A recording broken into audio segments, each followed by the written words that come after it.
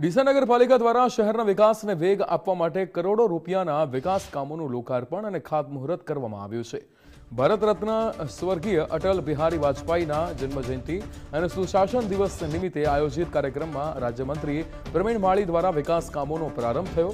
6.32 કરોડ રૂપિયાના ખર્ચે દીપક હોટલથી ફુવારા સુધીના અટલ પથ નામના આઇકોનિક રોડનું ખાતમુહૂર્ત થયું, ત્યારે 8.50 કરોડની શહેરી સડક યોજના અને 2.42 કરોડના સ્કોડા સિસ્ટમ કામોનું લોકાર્પણ કરવામાં આવ્યું।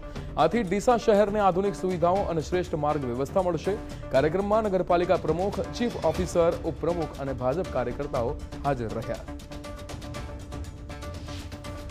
પૂર્વ વડાપ્રધાન ભારત રત્ન સ્વ અટલ બિહારી વાજપેયીજીની જન્મ જયંતિને આપણે સૌ સુશાસન દિવસ તરીકે ઓળખીએ છીએ, ત્યારે આજે ડીસા નગરપાલિકા દ્વારા અંદાજિત 18 કરોડના ખર્ચે વિકાસ કામોનું ખાતમુહૂર્ત ગુજરાત સરકારના માનનીય મંત્રી શ્રી પ્રવીણભાઈ માળી સાહેબના હસ્તે કરવામાં આવ્યું છે। આ કામોના લીધે ડીસાના નગરજનોની સુવિધામાં અનેક ગણો વધારો થશે। ડીસાના મુખ્ય રાજમાર્ગો એટલે દીપક 4 રસ્તાથી ફુવારા સર્કલ સુધીના માર્ગનું નવીનીકરણ કરીને આ માર્ગનું અટલ પથ તરીકે નામકરણ કરવામાં આવશે। ડીસા નગરને સ્વચ્છ, સુંદર અને વિકસિત ડીસા બનાવવા માટે ડીસા નગરપાલિકા કટિબદ્ધ છે।